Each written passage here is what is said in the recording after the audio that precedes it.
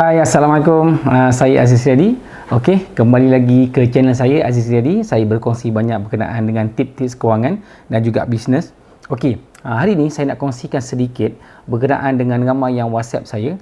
Ada yang juga yang DM saya melalui Facebook ataupun Instagram tanya berkenaan dengan bebas hutang. Okey. Bebas hutang ni sebenarnya dia kembali kepada asas. Kan asas ni macam mana? Asas iaitu bagaimana kita sebenarnya nak manage income dan expenses. Dan bila sebut pasal hutang ni, saya yakin tak semua orang bila katakanlah masuk je dalam pekerjaan dia terus berhutang. Kan? Maksudnya hutang tu dia terus ada hutang, tak, bukan. Kecuali orang yang mungkin dia dulu masa belajar dia ambil student loan, PTPTN ke ataupun JPE ke, MARA ke. Lepas tu dia habis belajar terus ada hutang. Dan kebanyakan orang adalah yang hutang yang membebankan ni sebenarnya adalah bila dia start kerja dan dia start ada income, lepas tu dia start ada kehendak untuk beli sesuatu dan mulalah kat situ bermulanya bebanan hutang.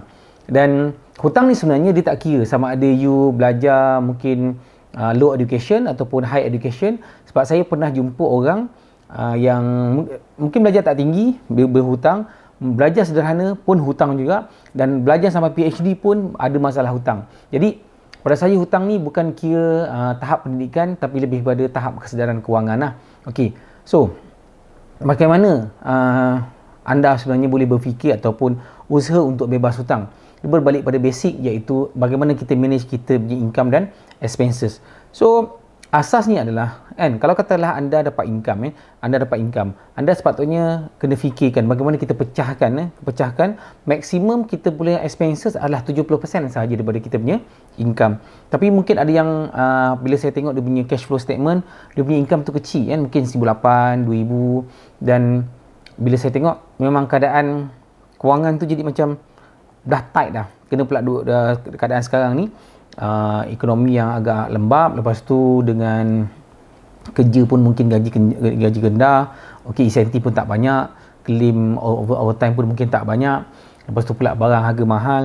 Jadi apa yang saya nampak adalah kita kena fikirkan solution bagaimana kita untuk tambah income.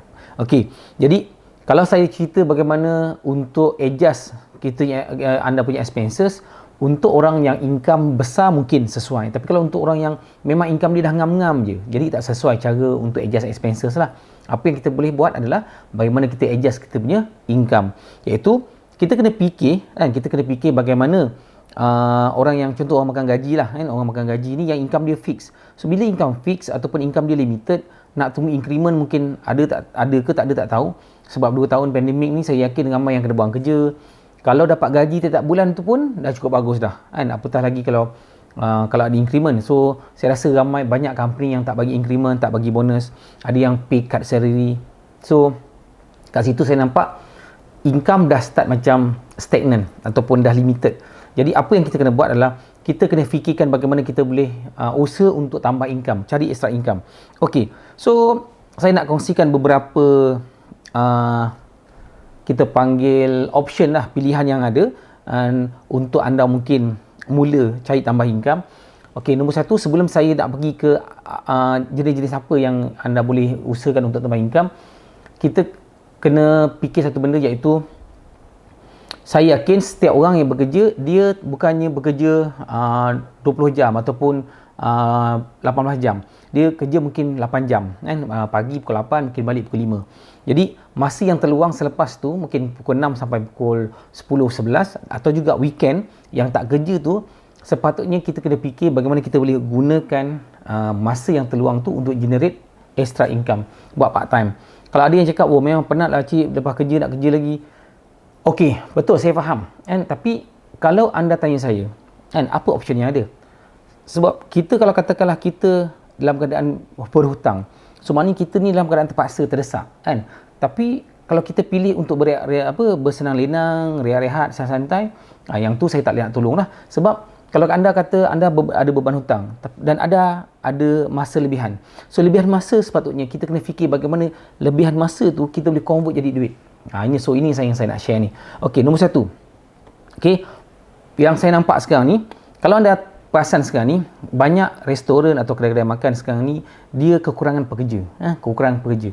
Ada restoran, ada gerai, even restoran fast food pun saya pernah datang jumpa, saya tanya bagaimana bisnes, dia kata sekarang ni susah lah cik sebab pekerja kurang. Pekerja kurang. Mungkin sebab PKP dulu, masa PKP jadi orang majikan-majikan ramai buang pekerja. Lepas tu bila dia orang mungkin dah balik kampung semua everything ataupun ada yang dah buat bisnes. Kemudian ekonomi buka balik jadi dia nak cari pekerja dah susah sebab pekerja tu dah tak ada dah. Mungkin dulu dia buang, lepas tu dah ada kerja lain ataupun dah balik kampung, lepas tu dah tak ada pekerja. So now dia orang perlukan balik pekerja. Jadi kalau katalah anda ada masa sedikit mungkin lepas balik kerja pukul 6, anda mungkin boleh try tanya kedai-kedai makan ke apa benda ke yang mungkin boleh buat kerja part time Tak kisahlah. Kalau kata anda rasa macam tak pandai nak buat, nak masak ke, nak apa ke, boleh mungkin jadi pembantu kedai mungkin basuh pinggan ke, mungkin tukang kemas ke cuma satu benda lah satu benda maksudnya kita jangan fikir macam kerja tu macam tak ada standard sebab kita kena fikir sekarang ni kita nak duit dan duit tu kena halal. Okey, tu nombor satu. Restoran gerai-gerai fast food, saya rasa kalau anda rajin tanya je kedai-kedai, tanya tak nak tak pekerja tambahan ataupun pekerja tak part time, saya rasa ramai yang akan ambil. Sebab setakat ni saya dah jumpa 5-6 toki kedai. Kalau saya makan, saya tanya macam mana bisnes semua everything. Dia orang kata memang dia kekurangan pekerja. Jadi daripada situ saya nampak kalau anda boleh take that opportunity, anda boleh gunakan peluang tu untuk cuba untuk dapatkan extra income. Jangan fikir status, jangan fikir standard, jangan fikir orang kata jatuh hai muka sebab pekerja part time kedai makan ke apa. Pada saya very simple, because kita ada purpose untuk bebas hutang. Itu nombor satu.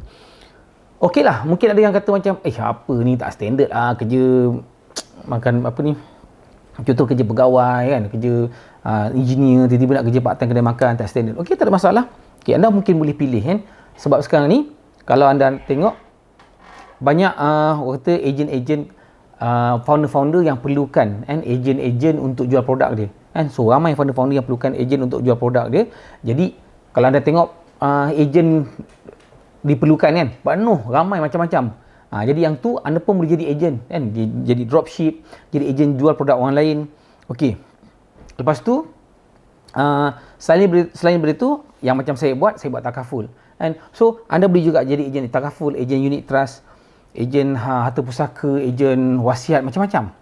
Dan kebanyakan dia orang memang perlukan ejen dan yang paling best adalah tidak perlukan modal. Cuma usaha kita buat sale, buat marketing saja. Jadi banyak peluang sebenarnya. Anda boleh pilih. Okey, nombor 4. Ataupun anda kalau katalah anda tak nak jadi ejen produk orang lain, anda rasa macam buat apa jual produk lain, baik aku jual produk sendiri. Tak ada masalah. Jadi anda boleh jual beli kita macam jual barang sendiri maksudnya mungkin anda beli, lepas tu beli harga rendah, jual balik harga mahal online dekat Facebook Marketplace, dekat Mudah, even dekat you punya internet sendiri, you punya Facebook sendiri, Instagram. So macam-macam boleh buat. Itu jual barang. Ada juga mungkin anda ada kemahiran, contoh macam anda ada kemahiran servis aircon ke, ataupun boleh buat repair elektrik ke Jadi anda boleh cari orang-orang yang ada masalah, rumah dia aircon tak servis, ataupun rumah dia yang mungkin lampu rosak, perlukan pembaikan, perlukan baik pulih. Anda boleh approach dia orang dan start buat iklan yang mengatakan anda boleh buat servis tu. Okey. Dan saya rasa benda tu tak perlu kita panggil masa yang banyak. Kalau anda pandai, boleh cari orang yang ada memerlukan khidmat tu. Mungkin anda boleh buat 1 minggu mungkin dalam 1.5 ke 200 Jadi kalau katalah 1 minggu 1.5 atau 200, kalau konsisten setiap minggu jadi 4 minggu, kalau 200 ada 800 lah. Kalau 1.5 pun dah ada 600 dah. So bagaimana kalau anda dapat extra RM600 RM600 sebulan. So dari situlah sebenarnya anda boleh gunakan duit surplus tu untuk settlekan you punya hutang, kemudian gunakan duit tu juga untuk jadikan simpanan emergency. Lepas tu mungkin dah settlekan hutang, simpanan emergency dah ada, anda boleh gunakan untuk mula melabur, untuk fikirkan bagaimana boleh dapatkan pulangan. So kita boleh fokus pula untuk dapatkan passive income. So itu antara cara-cara lagi lah. Okey, ada banyak lagi. Nombor 6. Nombor 6 ada yang ni memang glamour lah memang glamour. Ramai orang buat e-hailing e-hailing, jadi food delivery Food Panda, Grab Food, sekarang ni ada Shopee Food, macam-macam lah. Ataupun jadi bawa kereta Grab car, lepas tu apa lagi, ada yang mungkin bawa barang kan, macam Lalamove. So banyak sebenarnya, terlalu banyak peluang. Jadi kalau katakanlah anda fikir masih lagi tak ada peluang, masih lagi macam tak tahu nak buat apa, tak tahu tak ada income kan, income kecil, saya tak tahu nak cakap apalah. Sebenarnya dia lebih kepada bagaimana kita melihat satu peluang tu, dan kita kena buat tanpa tunggu orang lain lah kan. Sebab kita kadang-kadang bila kita dah ada peluang tu, kita mula memilih. Kita sebenarnya tak ada pilihan sebab kita ada bebanan hutang. Lepas tu bila ada peluang, kita pula memilih. Jadi apa yang kita boleh buat? Apa yang orang lain boleh tolong pun? Sebab kalau kita nak berubah kan, kena ingat for thing to change, kita sebenarnya kan, I must change first. So ingat benda ni, for thing to change, I must change first. Kalau katakanlah you nak ubah you punya kewangan, anda kena berubah dulu. Mindset kena ubah, soul and spirit kena ubah, semangat kena ubah kan, improve you punya skill dan seterusnya. Okay, so itu antara kita panggil peluang-peluang. Ada juga mungkin yang pandai mengajar, you ada ilmu-ilmu, contoh macam boleh mengajar student, home tuition, atau mengajar, mungkin boleh cakap bahasa lain daripada bahasa Melayu, bahasa Inggeris, boleh mengajar orang bahasa Inggeris, ataupun boleh macam-macam lah. Saya pernah jumpa orang jadi translator, bahasa Inggeris translator, jadi bahasa apa lagi, mengajar Mandarin, mengajar macam-macam lah kan, mengajar subjek SPM, PMR tu semua, PT3 tu semua memang dah common lah. Okay, last kali mungkin anda boleh jadi influencer kan, you start buat content kan, jadi content creator. Lepas tu pula bila follower dah ramai, you boleh buat, kita panggil ambil servis untuk product review.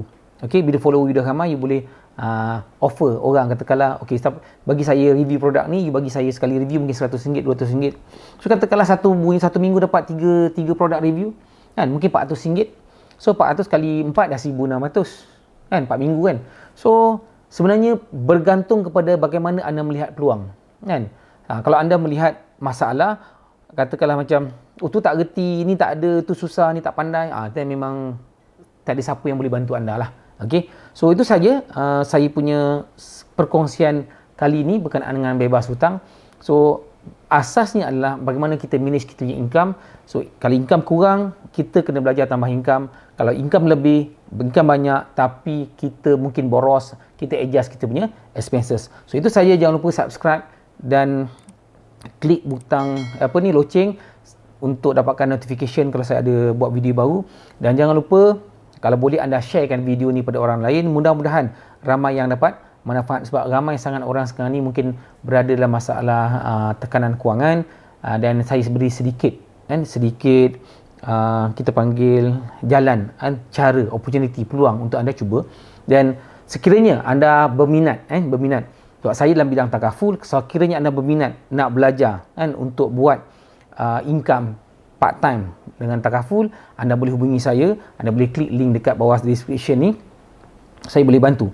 Sebab saya ada ramai orang-orang yang dulu mungkin dia ada masalah kewangan, income tak ada, income kurang, dan sekarang ni dia dah masuk jadi ejen full time, dan alhamdulillah increment setiap bulan dapat, dan yang paling best setiap tahun tak pernah miss bonus 2 kali setahun, bulan 1 dapat dan juga bulan 7 dapat. Jadi bila anda ada increment, anda ada bonus, so daripada situlah sebenarnya kita boleh dapatkan duit extra income untuk settlekan kita punya hutang, untuk build up kita punya emergency fund, dan untuk build up kita punya portfolio investment. So itu saja. Assalamualaikum warahmatullahi wabarakatuh.